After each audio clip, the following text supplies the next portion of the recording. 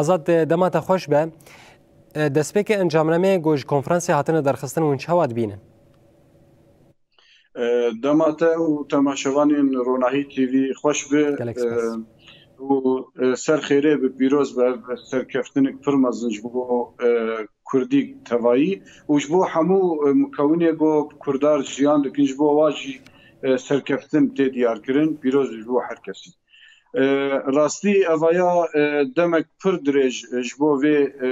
konferansê ji bo vê yekîtiya Kurd û Kurd hewl dihat dayîn ne tenê em bêjin yanî ev demê vê sala derbas bûyî de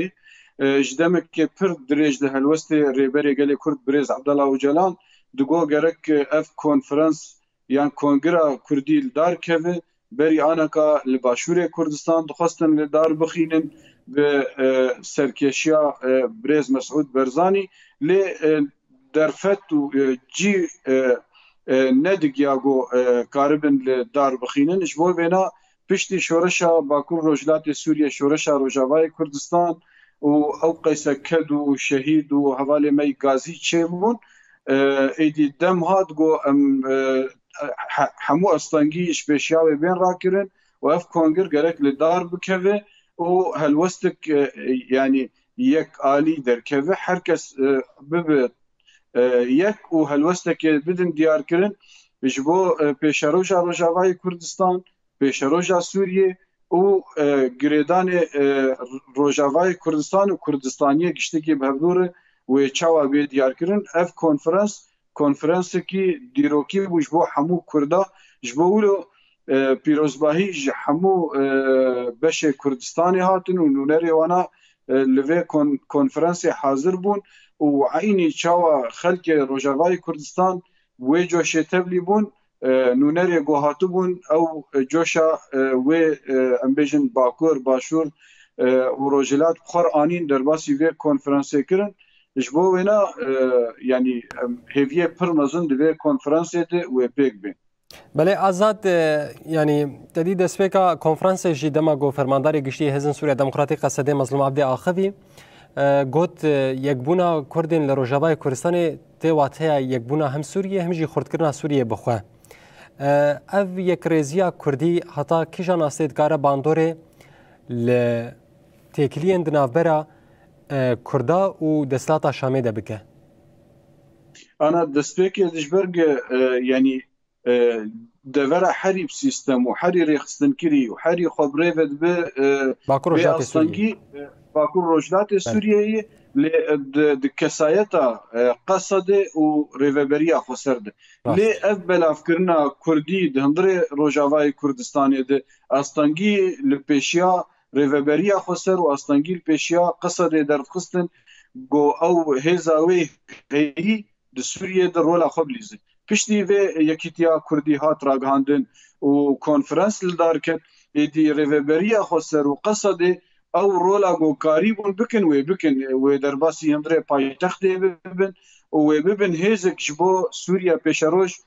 astangî li pêşiya Sûriye nemînin û karib bi Sûriye bi dewletê cîranê xwe re bi derdorê xwe re karibin têkilîna bikin ji ber Qesedê û rêveberiya Xweser îro di nav hêzê navnetewî de hêzê cîhanî de nav hêzê erebî de jî rêveberiya Xweser û Qesedê hêzekî misoger hêzekî kirî û karin yanî hêviyê xwe bi Qesedê û rêveberiya Xweser bigirêdin lê nikarîbûn bi Şamê re ti têkiliya bikin hêzê derve lê heger piştî vê konferansê rêveberiya Xweser û Qesedê resmî derbasî paytextê bibin wê bikaribin paytextê bigînin astekî bilind diriya rêxistinî û yanî piştgirtiyekê ji hêzê derve jî bistîn Belê Birêza Azad gelo gavên got piştî vê lihevkirina Kurdan werin avêtin çi ne ew gavana li gorî te yanî yek jê ji xwe em bêjin rîya navbera me û paytextê baş vekin